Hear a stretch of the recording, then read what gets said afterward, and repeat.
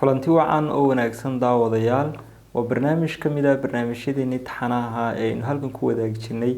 barnaamijkeena maanta waxaynu kusoo qaadanaynaa faa'iidooyinka caafimaad ee ay leedahay qofku inuu ku afuro timir ama biyo.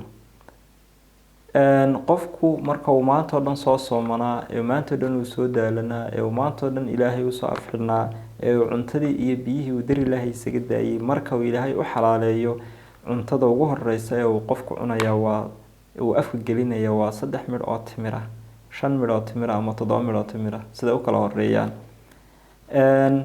timirta haddaanu haysanin qofku waxa ugu horeeya ee uu dhadhaminaya waa inay noqdaan biyo cad. faa'iidooyin caafimaadna waa ay leeyihiin labada shay ee aynu sheegnay waa timirta iyo biyaha. haddaynu ugu horeynayno ku horeyno darsigeena koowaad waxaynu kusoo qaadan doonaa faa'iidooyinka caafimaad ee ay leeyihiin biyuhu ayaynu kusoo qaadan doonaa. sidaynu wada ogsoonahay boqolkiiba 60 jirkeenu waxa uu ka kooban yahay waa dareere hadduu meesha yimaadana waa liquid hadduu meesha yimaadana waa biyo weeyaan macnaheedu biyo ka samaysan yahay weeyaan. jirkeenu boqolkiiba 60 waxa uu ka samaysan yahay biyo. sidoo kale jirkeena ama xididadeena waxaa dhex wareegaya oo nolosheena inoo suuro gelinaya waa dhiiguna boqolkiiba 90 waxa uu ka samaysan yahay waa biyo ama fluids waxa loo yaqaan weeyaan. sidaas oo ay tahay jirkeena iyo dhiigeenu intuba isagoo wada biyaa biyuhu faa'iidooyin nooceeya iyo jirkeena u leeyihiin. lambar 1 biyuhu waxa ay fududeeyaan oo ay jilciyaan kala goysyada jirka. waxay fududeeyaan meesha ay lafuhu isaga yimaadaan ee loo yaqaan jointiska ay jilciyaan. sidoo kale waxay jilciyaan laf dhabarta oo ah laf dhabartu waa meesha ugu jointiska badan leh oo carjada ugu badan ay ku taalo waa ay jilciyaan waayo waa meesha uu jirku ka laabmayo. haddii meesha biyuhu jirku ka laabmayay biyuhu ka dhamaadaana meeshaas stiff bay noqonaysaa way adkaanaysaa marka qofka kala goysyada ayaa qalalaya marka biyuhu waxay sababaan inay kala goysyadu ay jilicsanaadaan flexible noqdaan oo jirkiisu meel kastoo kala goyso uu kala laabmo. sidoo kale biyuhu waxay noo suuro geliyaan inaynu samaysano oo jirkeenu samaysto saliifada wax loo yaqaan candhuufta. sidoo kale mucus kala duwan iyo qoqoyaanada kala duwan ee meelaha kala duwan ee jirka laga helo ayay biyuhu noo suuro geliyaan inuu jirkeenu samaysto. sidaynu wada ognahay afkeenu waxa uu ka samaysan yahay candhuufta ku badan. candhuuftaasina waxay keenaysaa in jeermiska faraha badan leh ee afkeenu ku samaysmaya iyo bakteeriyada ku samaysmaysa inay dilaan oo muxuu ahaa insaamiyada candhuufta ku jira ay u suuro geliyeen inuu afku la dagaalamo bakteeriyada iyo fayraska hawada duulaya hawadii naga soo galay iyo kuwa carabkeena iyo ilkaheena ku dhex samaysmayba inay candhuufta ay disho. sidoo kale indhaha iyo muxuu ahaayay wax loo yaqaano indhaheenuna waxay ka samaysan yihiin iyaguna mucus bay leeyihiin iyaguna mucuskaasina wuxuu suuro gelinayaa protective inuu jirkeenu uu difaac helo wixii indhaha naga soo galay ee germs ahaa inay indhuhu la dagaalamaan. sidoo kale dhaqdhaqaaqa isha iyo ishu muxuu ahaayay inay warwareegtana mucuskaas ayaa ka qayb qaadanaya iyo qoyaanka biyaha ka yimid ee faraha badan leh. biyuhu waxay qaadaan oxygen-ta jirkeena gudihiisa waxaa ka dhex dhaca oxygen fara badan ayaynu qaadanaa. oxygen-taas oo aynu hawada dibadda ka dhacaysa aynu ka qaadano. hawadii aynu nuugnay markay ay gaadho sambabada gaar ahaan qeybta ugu shishaysa ee loo yaqaano alveolaha markay muxuu ahaye ay marayaan hawada waxaa laga reebaa wixii oxygen ku jiray wixii carbon dioxide ah ee jirka wasakhaha ee laga soo qaadayna bartaas ayaynu kasoo neefsanayno hawada u soo saarnaa. in falgalka kiimikaad uu dhaco oxygen-tii hawada aynu ka qaadanay in uu jirkeena ay gasho oo saliskii loo baahnaa ay gaadho waxaa ka qayb qaadanaya waa dhiiguna haddii biyuhu ay ku yaraadaan ma sababayo muxuu ahaay in oxygen fara badan aynu helno waayo qofka dhiiggiisa baa yaraadayba.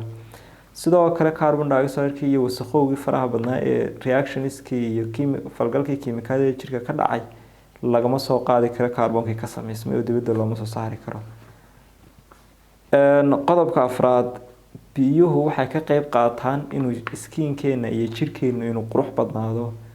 qof kasta qofka uu ka biyo cab fara badan yahay jirkiisu waa uu ka qurux badan yahay, waanu ka dhalaalayaa, laalaab fara badan iyo jacdad fara badanna ma yeesho, gabow fara badanna kuma yimaado ama astaamaha gabowga kuma yimaadaan. qodobka shanaad, biyuhu waxay maamulaan heerkulka jirkeena maadaama kuleyl fara badan dhacayo. haddaad biyo fara badan cabtid, biyaha fara badan qayb ka mid ah waxaa la geynayaa maqaarka sare saliska ku jira ama muxuu ahaayey surface-ka oogada sare ee maqaarka ayaa la geynayaa. marka mar kasta oo uu kuleyl fara badan jirka ku dhaco, jirkeenu waxa uu awood u leeyahay in uu hiid ahaan u saaro biyaha jirkeena ku jira iyo kuleylkii soo galay biyo u dhigma. kuleylkii jirkeena soo galay almacnow si kale haddaan idhaahdo, markastoo uu jirkeena kuleyl fara badan ku dhaco, biyo xaddi kuleylkaa la eg oo dhidida ayaa dibadda loo saaraa si ay u balance gareeyaan, oo kuleylkan faraha badan ee dibadda ka imaanaya aanu u imaanin jirka gudihiisa iyo nerviskii iyo saliskii iyo meelihii kale ee jirka muhiimka ahaa inaanu gaadhin. taasna biyaha kulul ee kuleylka laga hortagayana as ay sweet ama dhidid baynu saarnaa. marka jirku wuxuu isku balance gareynayaa kuleylka soo gelaya jirka ee dibadda kaga imaanaya iyo muxuu ahaayey kuleylka maqaarka isu balance gareynaya. markasta kuleylka xaddiga soo gaadho maqaarka in leego biyaha dibadda loo saaraya.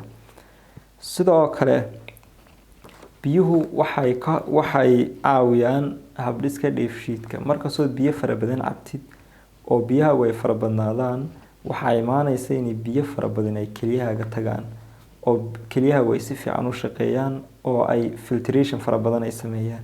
sidoo kale markasta oo aad biyo fara badan cabtid, caloosha way sii nadiifinayaan oo hadhaagii enzymeski ka hadhay cuntada la dheefshiiday iyo dheefshiidka iyo cuntooyinkii hadhay way barxayaan, biyo fara badan bay ku noqonayaan, kadibna qashin ahaan baa loo saaraya, biyihii bay raacayaan. sidoo kale mindhaqradiina iyagana way sii nadiifinayaan, mindhaqradii weynaana way sii nadiifinayaan. saasaa muxuu ahaayey qofka calool istaaga uu kaga tegaya. taasina waxay caawinaysaa inaanu constipation iyo calool istaag fara badan aanu qofka aanu ku dhicin.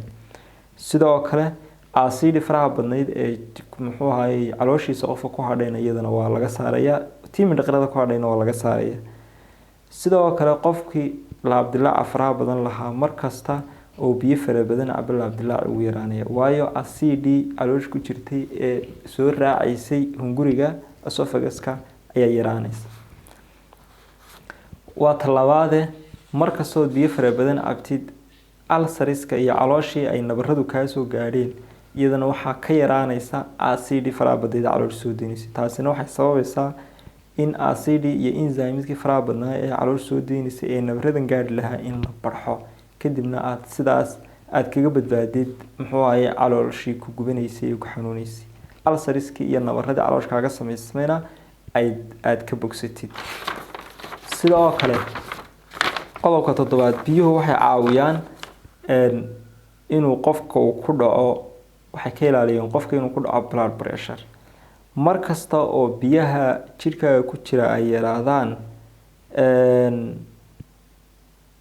waxaa samaysmaya in muruqyadii ku hareereysnaa xididada uu dhiigu marayaana ayaguna constrict noqdaan, ay yaryaraadaan.